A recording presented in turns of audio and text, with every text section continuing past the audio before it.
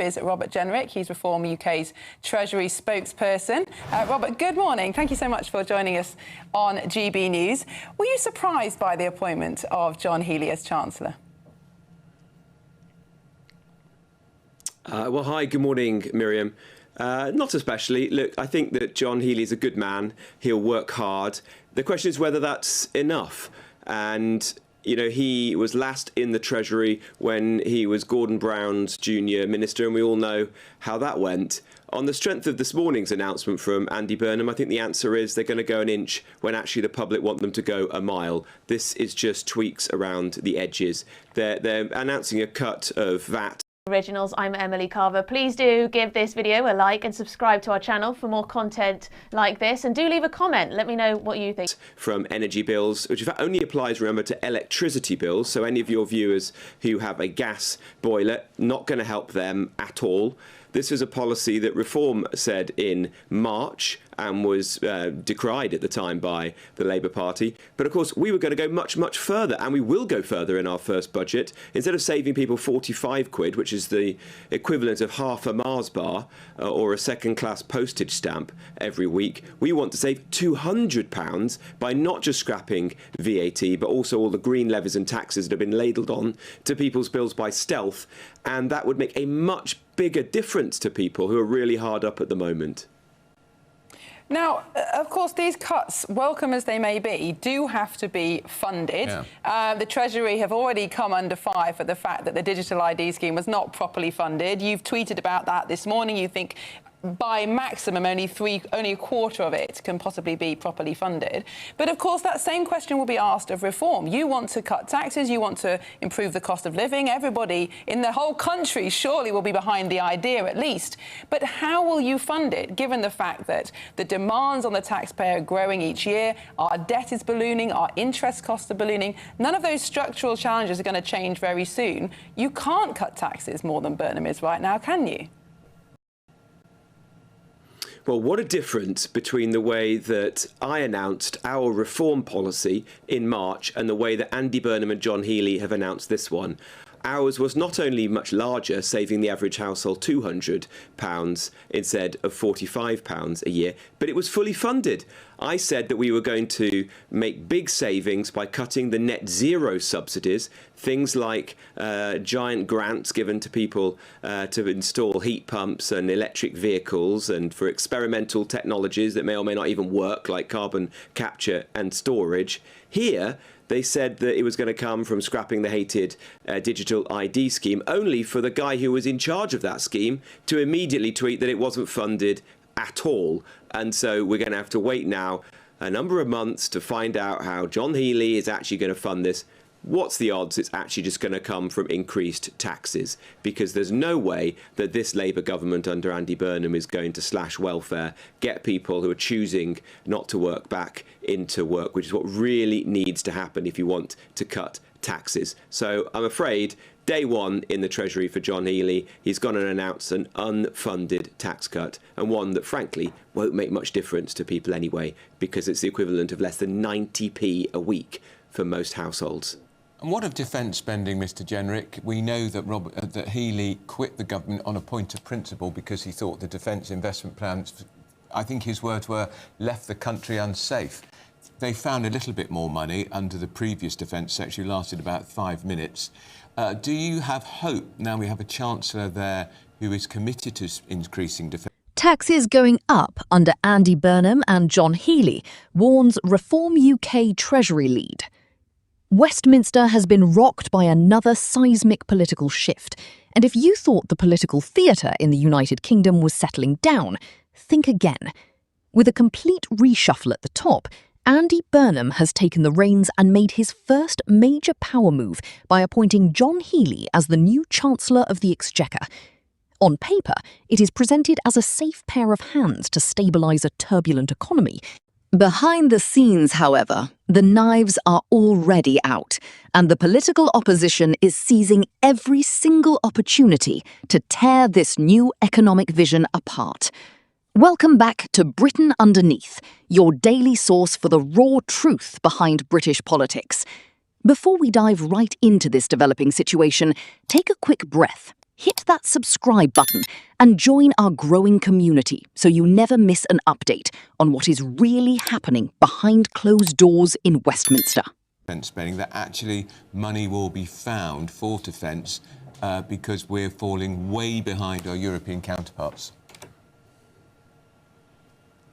Well, I don't see how John Healey can credibly do anything other than significantly increase defence spending. He literally resigned as the Defence Secretary, saying that Keir Starmer was leaving this country defence-less. And so he's going to have to find several £billion more, and very quickly, by the time of his first budget. Where's he going to find the money? That's the big question. Is he going to find it by cutting waste in welfare, by scrapping foreign aid to rich countries, by getting rid of the net zero subsidies, by slashing the quangos and civil servants that are out of control, the things that Reform have said that we would do, and which amount to almost £50 billion of savings every year? Or is he going to increase taxes? I'm willing to lay a bet that he's going to do it by increasing taxes on working people. And in fact, in recent times, Andy Burnham has advocated almost £38 billion of tax rises or new taxes, some of which are completely insane, like a tax on family holidays, even a tax on your parking space at work. And we at Reform have challenged Andy Burnham and now John Healey to say which of those taxes is he going to go forward with, which is he not. And it is very important that they come clean about that, because otherwise you're going to see massive uncertainty. That's what bedeviled Rachel Reeves and Keir Starmer when everybody was worried about which tax is going to go up for months and months. It caused massive damage to the economy and to investment in the UK. Keir Starmer, rather Andy Burnham and John Healey are going to have to rule out those tax rises as soon as possible, or else we're going to see the same damaging effects on the economy. But look, as I say, taxes are going to go up under Andy Burnham and John Healey. Mark my words. The immediate reaction from the opposition has been fast, sharp and unrelenting. Robert Jenrick, now serving as the Treasury spokesperson for Reform UK, took to the airwaves to issue a stark warning to working families across the country. According to the opposition narrative, the appointment of John Healey signals one undeniable outcome for the British public. Your taxes are about to soar. The core of the argument rests on the math that just does not seem to add up. The new administration has stepped into office making grand declarations about cutting cost of living expenses, starting with a proposed reduction of value-added tax on energy bills. But when you examine the fine print, the proposed savings amount to roughly £45 a year per household, and it only applies to electricity, leaving millions of homes relying on gas heating completely out in the cold. This is where the political contrast becomes fascinating.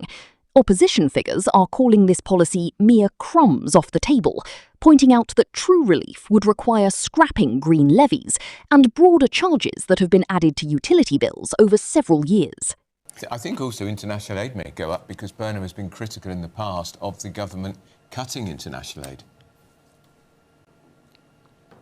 Yeah, well, look, we've read in the papers that Ed Miliband's price for being denied being Chancellor and getting the consolation prize as Foreign Secretary was for foreign aid to start to go up again. Even Keir Starmer didn't do that. Even he cut foreign aid in order to fund other priorities that the British people actually care about. So it sounds like you're going to see Andy Burnham and Ed Miliband raising your taxes to pay for foreign aid, sending money overseas rather than ensuring that it's in the pockets of British people. Well, look, that is as far removed from what a Reform government would do as is possible. We're going to put the interests of the British people first when it comes to tax and spend every time.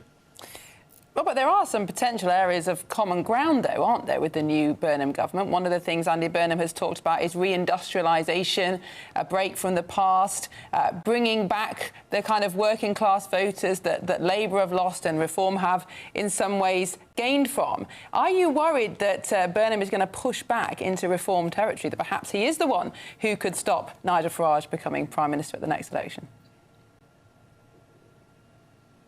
Well, look, I want to reindustrialise our country. I'm deeply worried about the loss of heavy industry, car manufacturing, steel, ceramics, glass, all being lost in recent times, and new industries of the future as well, struggling, like AI, which are very energy intensive as well. But the answer to that is to lower our energy prices. At the moment, a factory in somewhere like Manchester would have energy prices 5 times that of the United States. That's not competitive. It cannot last. That's why those jobs are being lost at the moment and factories are closing. Reform is a very clear answer to that. We're going to go for cheap and reliable energy, scrap the net zero targets, get rid of the Climate Change Act, drill for as much oil and gas as there is in the North Sea, you name it.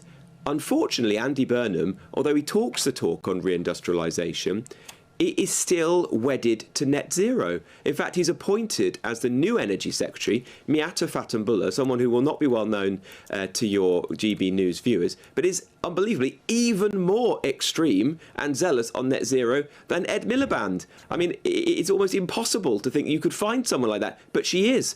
And so there's a complete contradiction at the heart of this government. A professed care to reindustrialise and to support the communities of the Midlands and the North that I represent, that Andy Burnham represents in Makerfield, but a net zero zealotry which is doing precisely the opposite and in fact is going to destroy what little remains of our heavy industry and prevent us from seizing the opportunities of the future for other energy intensive industries like AI and tech. But beyond the size of the tax relief lies an even bigger problem. How on earth is any of this actually being paid for? The initial claims that these minor tax cuts would be funded by scrapping digital identification initiatives collapsed almost immediately when officials admitted the numbers did not line up. When a government begins its tenure with unfunded relief packages, the money inevitably has to come from somewhere else. And in British politics, that somewhere else almost always means the pockets of hard-working taxpayers. Take a moment to reflect on where the national economy stands right now.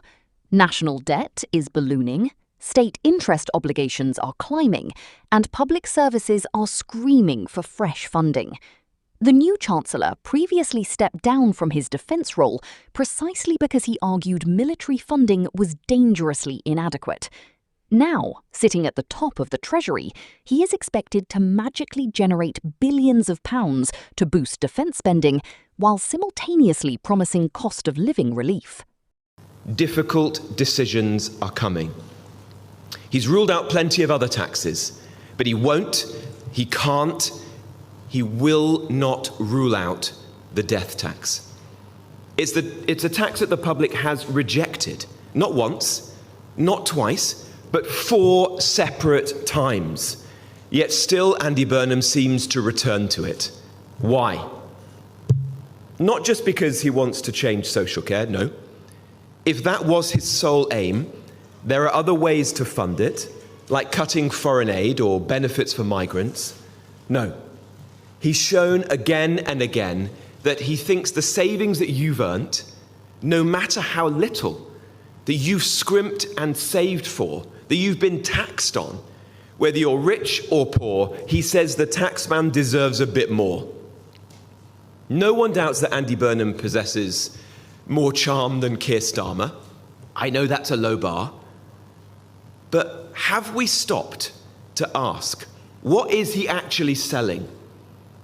On the big questions so far, there's a bunch of false promises and fantasy ideas that he can fix social care and worry about the costs another time, or that he can grow the economy in every postcode for British people, but water down immigration reforms to let in some more cheap migrant workers. And finally, that 700 people can cross the channel in small boats yesterday, tens of thousands this year, and that means his government's plan is actually working. He's like Labour's answer to the Pied Piper. He's playing an enticing tune, but actually leading them and our country into more desperate trouble. I'm not surprised that Nigel Farage was the only party leader that Andy Burnham wouldn't invite to discuss his idea. despite the fact that reform provides £8 billion of social care through the 30 councils that we run. Because Andy Burnham knows, rightly to be fair, that Nigel will never go along with a betrayal of people who've paid in their whole lives. And make no mistake, that is what Andy Burnham is planning to do. That is the purpose of the talks that the other parties are now engaged in. Andy Burnham says that difficult decisions lie ahead. But let's be honest, that is Westminster politicians speak for tax rises lie ahead. Why not just be straight with people? Going after hard-working Brits on modest salaries with only a little in savings is the exact opposite of what reform stands for. We stand for protecting British workers and putting them first. And as people begin to consider what this means for them and their family, many will understandably be very worried. Why can't he be straight with them? Why can't he just say what he is actually planning to do? Why cause them all this uncertainty and worry? Let me tell you how a universal death tax would actually work. Why this is a cruel and punitive tax. Today, whatever its faults, and clearly inheritance tax has many, it at least has a threshold. So that means that if you saved a little over the years, hundreds of pounds, a few £1,000s, or indeed a larger amount, up to £325,000 as an individual, you can pass that on to your family. Andy Burnham's levy is different. It has no threshold, no allowance, no minimum limit whatsoever. Everything goes in. The family heirlooms, your mother's wedding ring, if you've got a watch to hand on, and nothing else, it's taxed. A couple of pieces of jewellery, taxed. Even clothes, taxed. Think what that means. Think what that means for the least well-off families in this country. An estate of a few £100s in a post office account. A bit of furniture, the sofa, the telly, a small policy would somehow have to be catalogued. When you lay out the options available to the Treasury, the path forward becomes painfully clear. Either the government slashes state spending, cuts back on administrative waste, and reduces welfare programmes, or it turns to tax hikes on everyday households. Given the political leaning of this cabinet, massive spending cuts are highly unlikely, leaving broad tax increases as the most probable outcome on the horizon. There is also the ongoing debate over the nation's industrial strategy. While the government speaks about re-industrialisation, regional growth, and restoring traditional manufacturing communities, businesses are facing utility costs far higher than their international competitors. You simply cannot rebuild heavy industry or attract cutting-edge technology sectors when energy prices remain uncompetitive. Claiming to support local manufacturing while retaining strict climate mandates creates a massive contradiction at the heart of state strategy. The political dynamics in the United Kingdom are shifting faster than ever, and keeping up with the real stories requires constant vigilance. Stay informed, stay ahead of the narrative, and support independent commentary by subscribing to Britain Underneath right now. Your subscription helps this channel grow and allows us to keep bringing you deep analysis every single day. Make sure to check out our previous uploads on the channel, and I will see you in the very next video.